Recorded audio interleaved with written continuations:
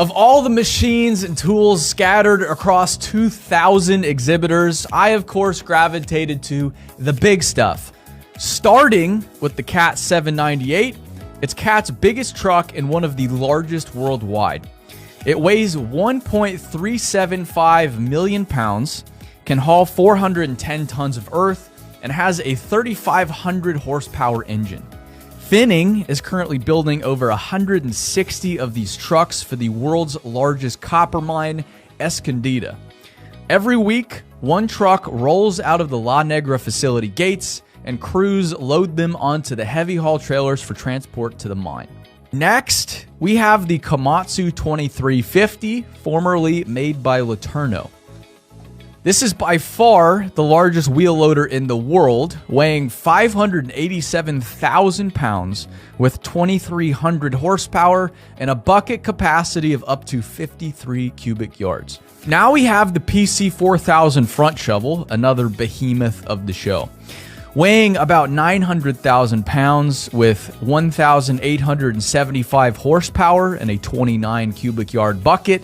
This is the primary weapon of many mining operations worldwide. We were told any hour now, this thing is making its way outside to be broken down and get shipped out of Vegas. The show ended last night, and right when it ends, disassembly begins because the next convention, whatever it is, it needs to get in here as quick as possible, and all this stuff has to go. So we have an army of people in here ripping up the carpets, breaking all of the small stuff down, getting it out of the way, and then we've got the big equipment getting moved out to a nearby parking lot where it'll get broken down for shipping and will then be transported all around the world depending on who has bought what and what the OEMs have planned for each machine.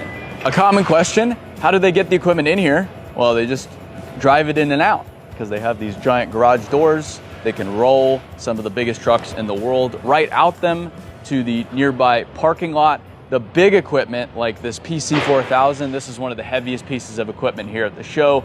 It needs to be tracked out, but they need to put steel plates underneath it to protect the concrete floor. But that's all that's necessary. This entire space is built for this kind of stuff. So it's as easy as driving it in and out.